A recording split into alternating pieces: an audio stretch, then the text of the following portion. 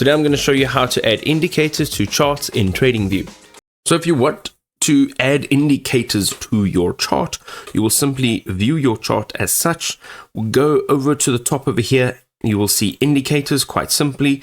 Depending on what your layout looks like, you will may only see the symbol without the word indicators. Here you can see that there are personal indicators. So these will be your scripts, invited only or purchased indicators.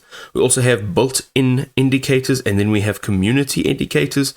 What we essentially want to do is either look for the indicator here or search for the indicator, and then you want to go ahead and you want to click on it. So once you click on it, you'll see now that the indicator will show up over here on your chart, and then you can quite simply just close this.